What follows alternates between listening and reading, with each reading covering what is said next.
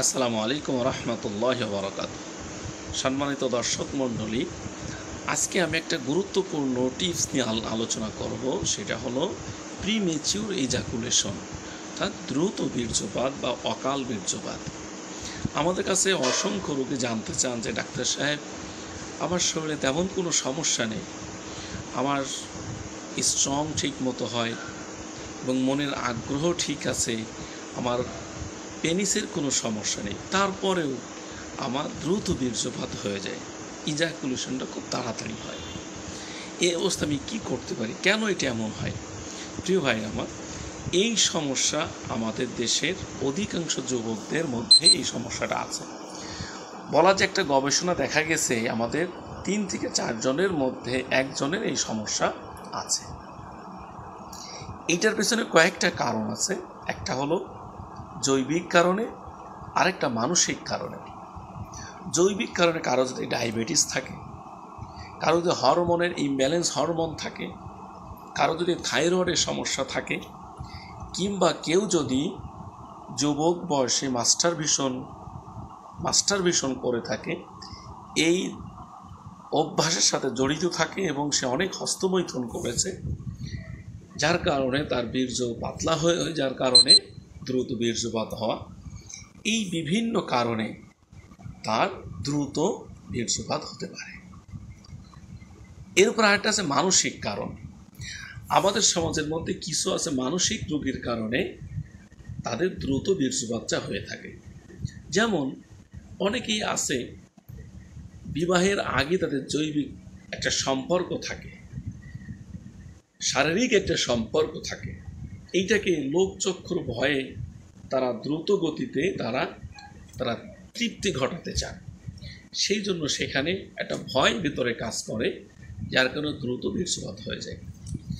এরপরে আরেকটা কারণ হলো অধিক উত্তেজনা হয়ে যাওয়া। আপনার যদি উত্তেজনা বেশি হয়ে যায়, সবসময় মনে রাখবেন এই স্বামী স্ত্রীর এই সম্পর্কটাকে, এই জৈবিক সম্পর্ক একটা স্বাভাবিক পর্যায়ে আনতে হবে। মনে করতে হবে আপনি একটা যুদ্ধক্ষেত্রে আছেন, আপনার সঙ্গিনীর সাথে আপনি যুদ্ধক্ষেত্রে আপনি বিজয়ী হতে চান। আপনি অতি আবেগ, অতি উত্তেজনা, এইটাকে আপনাকে পরিহার করতে হবে এবং দ্রুত আপনার মনে তৃপ্তিটাকে ঘটিয়ে ফেলবেন, এই চিন্তা মানসিকতা আপনাকে ত্যাগ করতে হবে। তাহলে অধিকাংশ যুবক যৌন মিলনের সময় তারা সময় বৃদ্ধি করতে পারবে এবং দ্রুত বীর্যপাত থেকে মুক্তি পেতে পারবে।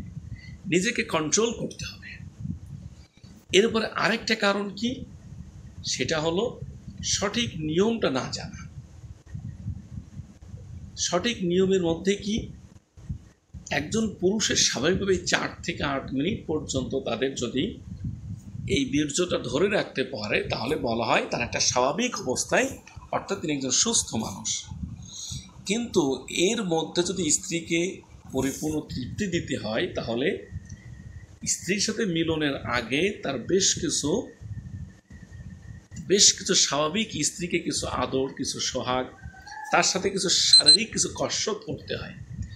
সেইগুলো যদি আপনি ভালো করে করতে পারেন, স্বাভাবিকভাবে যদি আপনার স্ত্রীর উত্তেজনা যদি বাড়িয়ে আপনি রাখতে পারেন, তাহলে আপনার 3-4 মিনিট 5 মিনিট রাখতে পারলেও দ্যাটস এনাফ, আপনার স্ত্রীর জন্য যথেষ্ট হবে। আমাদের যুবকরা করে কি, তার স্ত্রীকে, তার সঙ্গিনীকে পরিপূর্ণ তৃপ্তি আনয়নের আগেই, পরিপূর্ণ উত্তেজনা সৃষ্টি করার আগেই তিনি যৌন মিলনে যুক্ত হয়ে যান এবং অস্থির হয়ে যান। অধিক উত্তেজনা যখন তার মধ্যে সৃষ্টি হয়ে যায়, তখন তার দ্রুত ইজাকুলেশনটা হয়ে যায়। এই দিকটা আপনাকে সতর্কতার সাথে আপনাকে দেখতে হবে। আরেকটা কি, আপনাকে স্বাভাবিকভাবে একটা মনে করতে হবে যে আপনি আপনার স্বাভাবিক একটা কাজে আপনি লিপ্ত আছেন, আপনার সঙ্গিনীকে আপনার তৃপ্তি দিতে হবে এবং এখানে আপনাকে বিজয় অর্জন করতে হবে। সর্বশেষ হলো এই, যাদের এত কিছু করার পরও যদি আপনার দ্রুত বীর্যপাত বন্ধ না হয়, তাহলে আপনি হোমিওপ্যাথি কিছুদিন ঔষধ সেবন করেন, 3 থেকে 4 মাস কন্টিনিউ যদি ওষুধ সেবন করেন, তাহলে ইনশাআল্লাহ আপনার এটা স্বাভাবিক পর্যায়ে চলে আসবে এবং দ্রুত উত্তেজনাটাকে কম করিয়ে একটা স্বাভাবিক যে সেন্স, সেই সেন্সটাই ফিরিয়ে আনবে ইনশাআল্লাহ। সকলকে ধন্যবাদ। খুলনা হোমিও চিকিৎসা কেন্দ্রের সাথে থাকার জন্য অসংখ্য ধন্যবাদ। আসসালামু আলাইকুম ওয়া রাহমাতুল্লাহ।